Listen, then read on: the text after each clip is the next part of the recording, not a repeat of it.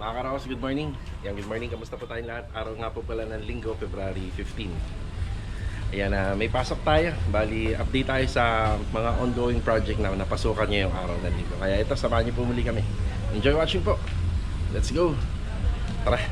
Mga kalat natin sa Anyana. Tsaka yun Hindi kasi natin yan basta pwedeng pagsamasamahin dito. Gawa ng baka hindi kunin. So, iisa-isahin na natin. Yan, maluwag ngayon si Mulong. Ayan Tapos bumili nga pala ako kahapon sa Inco. Ayan. Gagamitin natin to sa project natin sa phase 3. Yung consumable materials. Bali, medyo marami-rami rin yung plywood na puputulin natin doon. Let's go. Good morning sa mga client owner natin.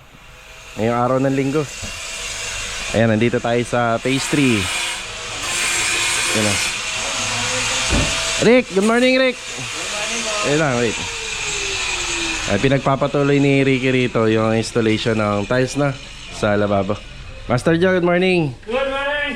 Morning. Master Dindo. Good Uy, morning. Kuya Rigor. Good morning. Morning. Taka kayo. Imala, masok na lingga. Kaya Philip, morning. Good morning. Diyan, ito pala. Ibig sabihin yan, matindi pa ang kailangan. Yan naman.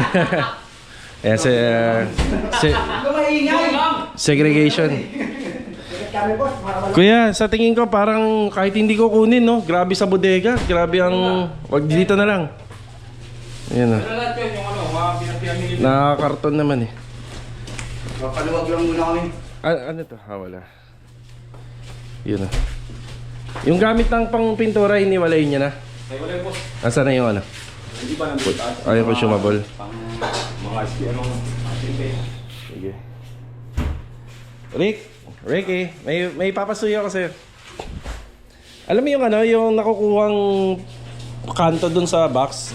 Pagkatapos mo installan to, lagyan mo. Kalto. Yung parang... bibilan lang kita ng masking tape, ng tape ha. Bibilan lang kita. Okay, segregate. Kasi sobrang dami na nga. Sobrang advanced yung materials namin dito. Yan, merong semento, may... Yan, semento, sakto na siguro to. Matapos yung adhesive, ayan, merong adhesive. Ayan, at saka may plywood, at saka may gamit na mga pangpintura. Yan na. Kaya dito sa loob, ano tayo?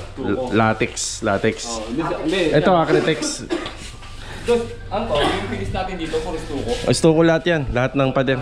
Oh, wala. Primer ang finish niyan, primer paint. Tapos ito, hindi lalagyan ng ng tiles, ay ng skim coat. Ito simula rito, ito simula rito hanggang dito.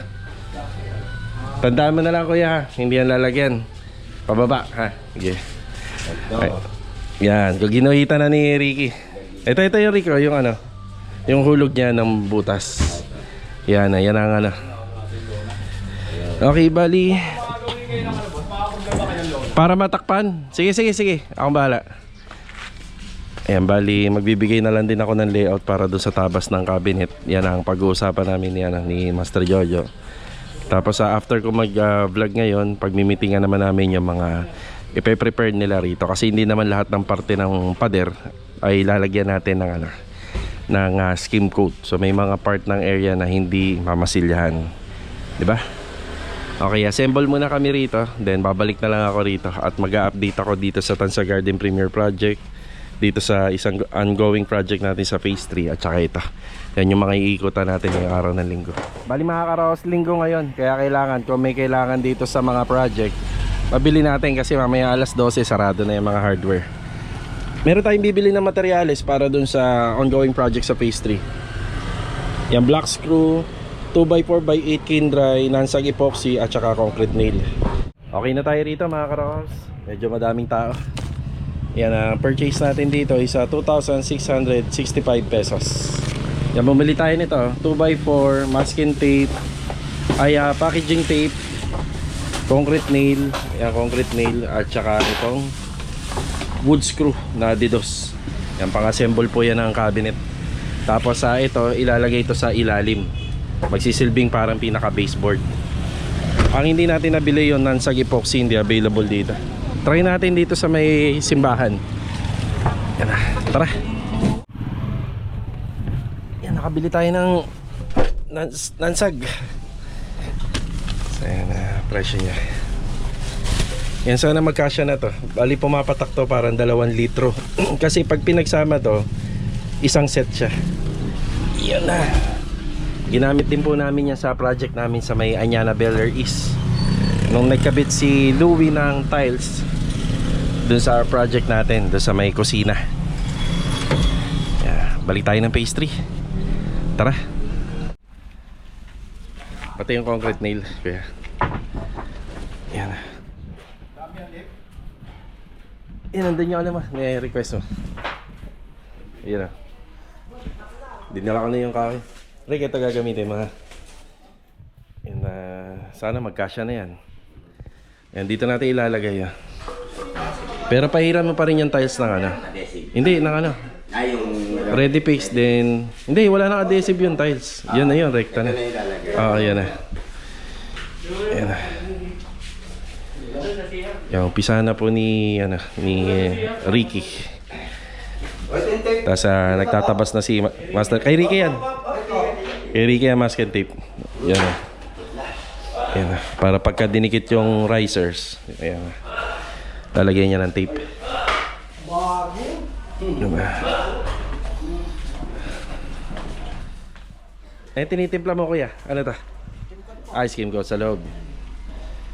Wala na, ano kuya? Okay na. Sige. Kaya ako nang bahala dyan. Yan na.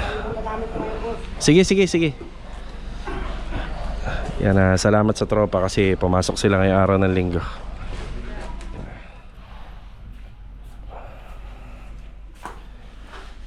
Yan, kakatapos lang pala ng break time, no? Kaka-break nyo lang, no? Break time. Nakamasilyahan na. Itong pader ka pala na to, sobrang tagal na ng pader na to kaya hindi na namin nilason. Siguro ilang taon na to, mga 4 to 5 years na. Kaya hindi na namin nilason. Namasilyahan ni Master Dindo. Dito siya sa second floor. Parang napapansin ko lagi ka nasa second floor, no? Ito, wall putty na ginamit mo rito, ano kuya? Yeah, wall putty. Tapos nag-leak test na rin kami, may tubig na yan. So far naman wala kami nakikitang leak dun sa slab dito sa baba. Kaya nakikita ko, pwede na namin ano yan, lagyan ng ceiling. Sige. Yan. Sige. Wala, flat lang yan dyan. Ano, yung flat. Yan.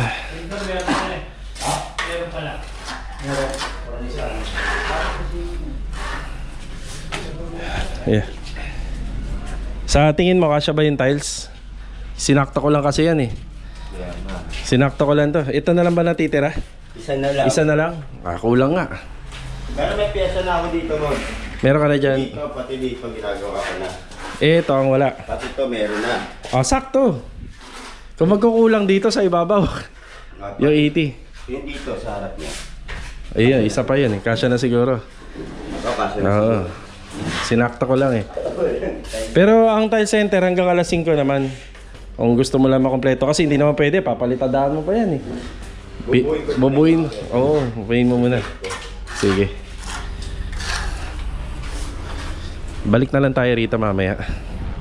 Kung ano yung mga nagawa. Punta tayo din sa kabila. Kila Bilog. Balita ko hindi daw nakapasok si Kuya Richard. Yan, sayang. Pero ano naman kasi talaga nila ngayon, day off. Day off naman talaga nila. Kaya kung talagang merong hindi papasok, okay lang kasi day off naman talaga. Update tayo dito sa bagong project. Yung update pala rito, itong mga palambak natin dito na madami, nahakot kahapon. Hinahakot na. Pero sa nakikita ko, kailangan pa rin po namin ano yan, linisin kasi medyo nakaano pa po siya. Medyo mataas pa yung lupa. So papatagin pa po namin yan. Dadali na lang namin dito. Yan, para pagka inabutan tayo ng may-ari, bali wala naman po silang masasabi. Tapos syempre, para pag nagpalitada tayo rito, kaya nagtayo tayo ng mga andamyo. So hindi na dun sa lupa, kumbaga dun sa ground level na talaga yung natural. Si Kuya Richard hindi nakapasok. Malamang napainom na naman po yun. Tapos pumunta pala si Kuya Sandy rito.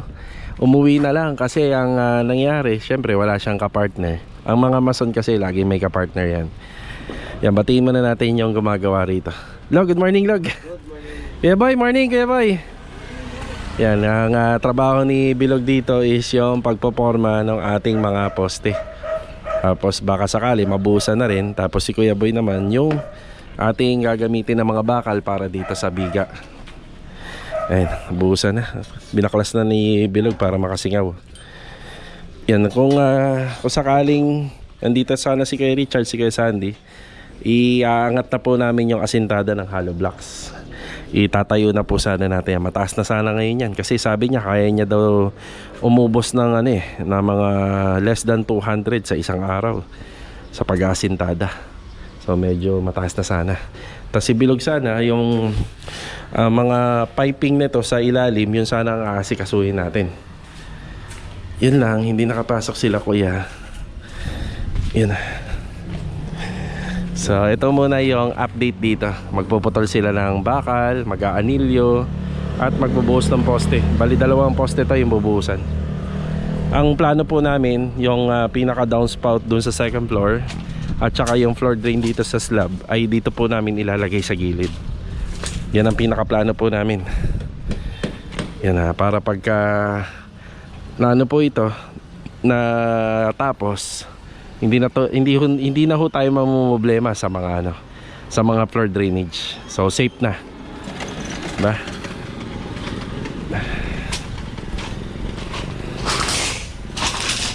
Wala naman tayong delivery ngayong araw mga karawas. May mga materyales. Siguro bukas, kasi bukas kapag naghalo ng simento para sa mortar, halos masasaid to. Yan, bukas papadeliver tayo. Pasabay na rin tayo ng graba, pwede natin dagdagan to. Yan, tapos hollow blocks. Yan, papasabay na rin tayo kasi mabilis lang to. Yan, aabot din ng mga 5 patong plus yung dito pa syempre, asintada rito. Yung magiging gate nga pala nitong bahay, dito banda. Ayan, dito banda po yun. Pinaka magiging gate. Ang ideal gate nito kahit dalawa sana. Yung hinihiling lang nila client, isa lang na malaki. Okay na daw sila ron.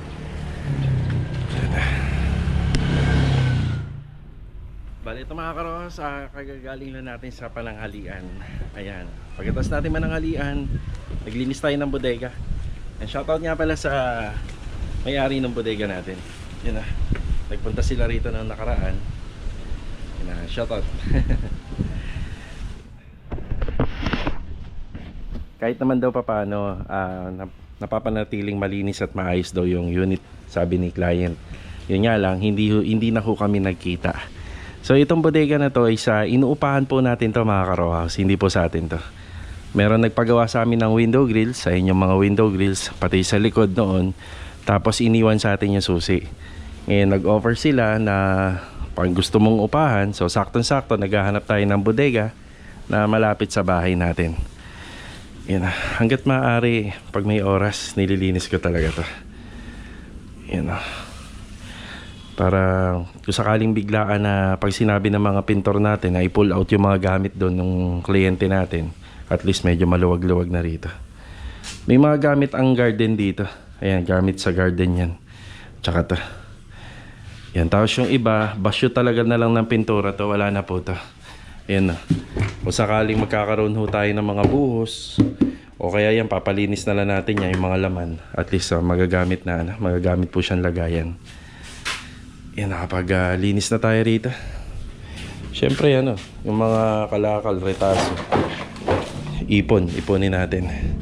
So sa ngayon, ganyan na muna. Ito, basura to. Yan na.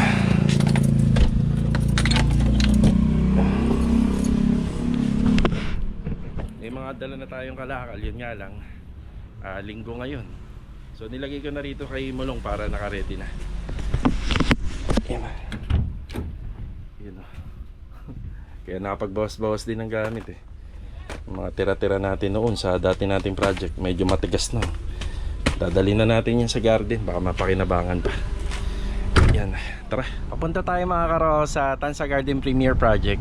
Bali may gumagawa po ngayong araw ng linggo doon, si Adonis at saka si Rusty. Mga karo, sarap sanang mamasyal ngayong araw, no? Kasi yan yung weather na kung saan hindi mainit tapos mahangin pa. Ang sarap mamasyal. Yan, gusto ko sanang pumunta sa Ocean Park eh. Kasi di ba nag-aalaga tayo ng isda sa bahay. Maka-experience man lang sa may Ocean Park. Doon po yun sa may Luneta, sa may Rojas Boulevard. Kaso nga lang may pasok tayo ngayon. Sa susunod na lang. Balibala ko naman pong pagpahinganin naman yung tropa. Hindi rin ho maganda yung laging nag-overtime. Baka sa darating na linggo magde-day off naman po kami. Yan, diba? Mahirap po yung kahit papaano ay kailangan nakakapagpahinga po yung ating mga katawan. Mahirap pong inaabuso din. So ngayon lang naman po. Nung nakaraang kasing linggo nag-overtime na rin kami at saka pumasok na rin kami ng linggo. Yan, sa may mga gusto lang naman. Tapos ngayon, 2 sunod na pala. So pag susunod na linggo, day off muna tayo. Yan na. Tara.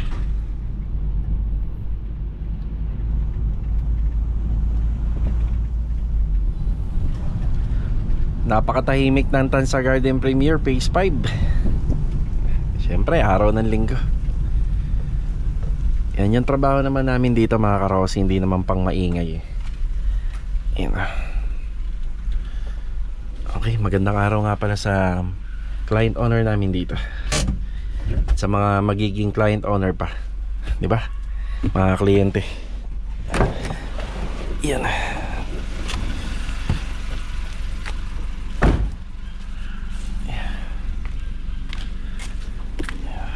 Sa taas sila. Sila nagtatrabaho sa 3rd floor. Dumaan. Ay, sayang, hindi kami nagkita. Good afternoon nga pala kay Rusty tsaka kay Adonis. Yun. So, siya nga pala yung adhesive pala at saka yung scheme code.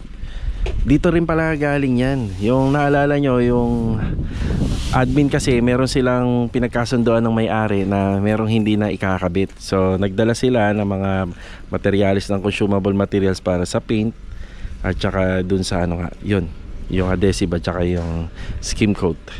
Yan doon, lahat yan. Yan nasa box na yan. Ilaw yan dito.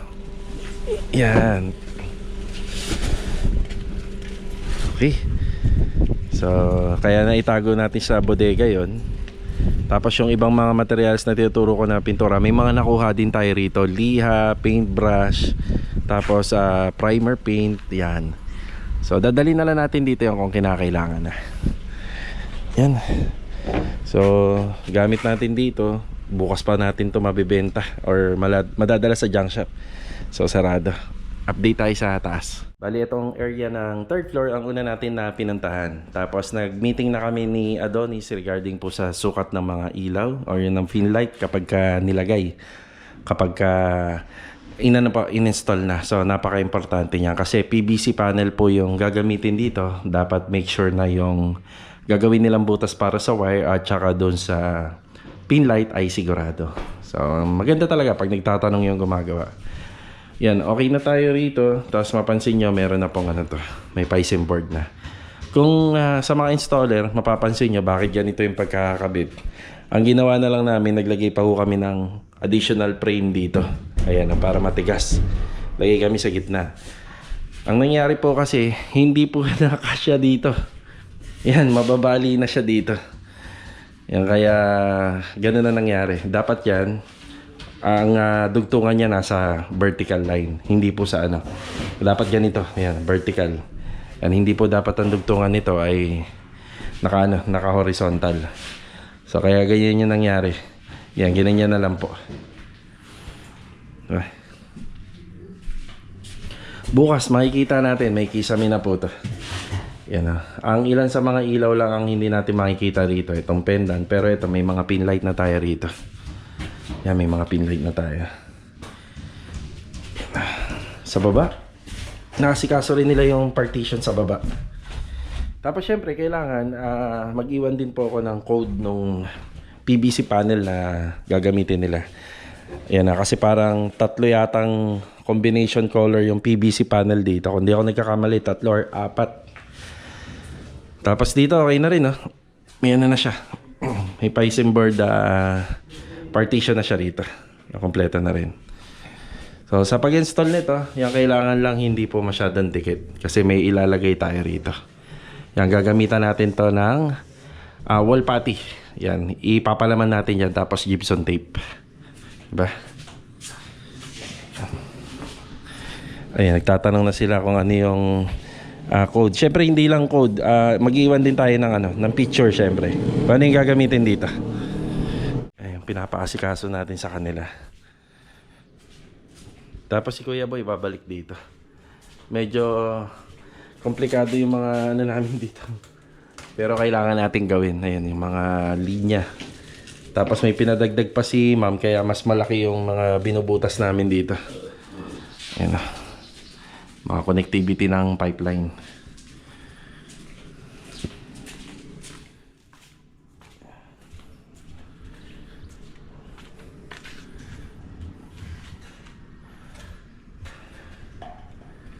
Tahimik. Hindi kayo gumagamit ng grinder, no? Hindi. Yari tayo sa president pagka maingay. Ayan na. Kumuha na lang kami ng tatabas. Ay, ito na pala yung kable. Ang taba pala ng kable niya.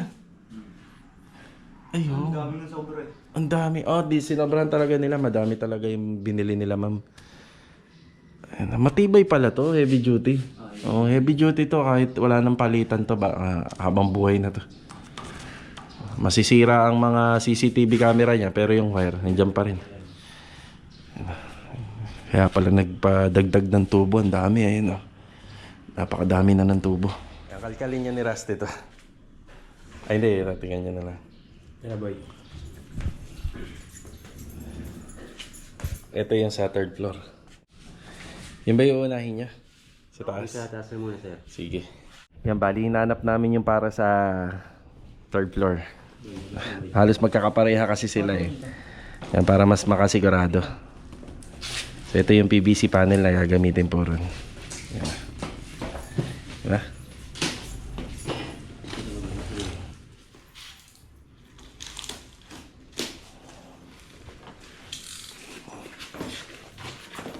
Tingnan mo nga. Ayun, ito nga. Eksakto, ito yan. Oh, ito. Ayan.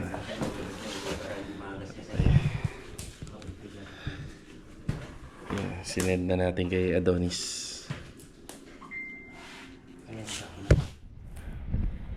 Bali ito mga karos, na-tsempohan tayo rito nila Ma'am Abby at saka ni Sir Ariel. Ayan.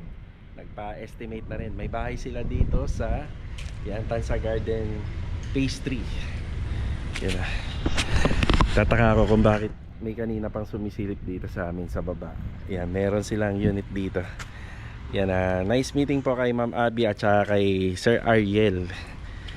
Yan, pupuntahan ko na lang po yung unit nila kapag makakaluwag-luwag ako, hanapin ko dito. Binigay na nila yung block and lot sa akin. So usap na rin kami ni Adonis dito. Si Adonis po, lagi po siya dito araw-araw. Bali kapag finishing na tayo ng mga ilang araw na lang sa Anyana Beller East Project, babalik po si Adonis doon. Tapos makakasama na natin doon sila Bilog. Sama-sama tayo nila Master Jojo doon, ni Kuya Dindo, ni Louie. Ayan, sila po yung huling hawak ng project natin sa Anyana Beller East Project.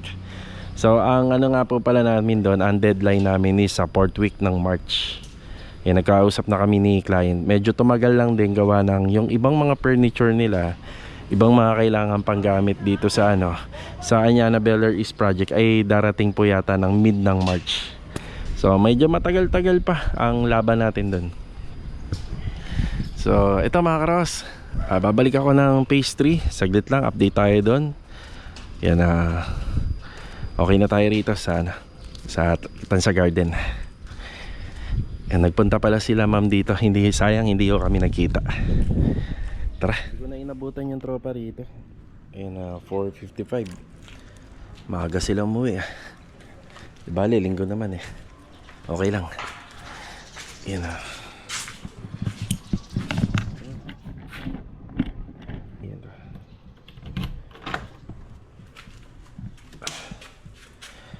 Okay, update. Bali, wala pang nagagalaw dito. Yan, wala pang nagagalaw. Tapos itong share board na to, gagamitin namin yan dito. Yan na. Yung skim coat.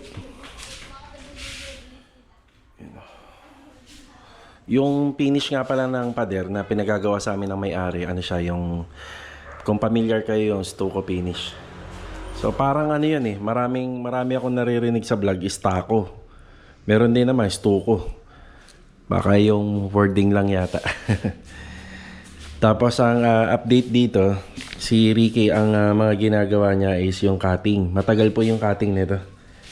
Hindi biro yung mag-cut ng 60 by 120. Pero marami na pong nakaprepare dyan. Mukha lang pong walang nagawa si Ricky. Pero medyo marami na yung nakaprepare dito. Yan, nakaano na yan. Yan, ikakabit na lang. Sabi niya sa akin, magkukulang daw ng isang perasong tiles na 60 by 120. Yan ang para dito. Skilid.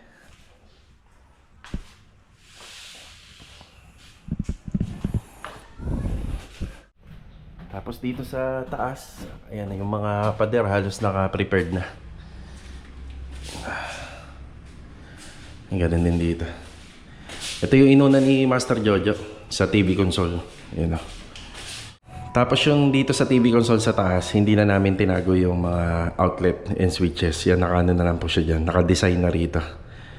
Kung itatago pa natin sa pinakapinto, every time na gagamitin nila yung mga sakit, bubuksan pa nila yung pintuan. Tapos hindi nila pwedeng isara yun. So, in-expose na lang po namin dyan. Dito kasi wala na tayong ano rito eh. Wala na tayong outlet dito gawa ng may kama. Yan. So, ang design ng TV console, may ano pa rin siya dyan, may LED, pati sa baba. Yan. Yung sa leak test, hindi naman po nagbago yung ano natin, level ng tubig, ganun pa rin. Yan o. Ayos na to. Pwede na po lagyan ng kisame yung ilalim nito sa mga susunod. Okay, yan lang po muna yung update natin dito sa project sa phase 3. Yan.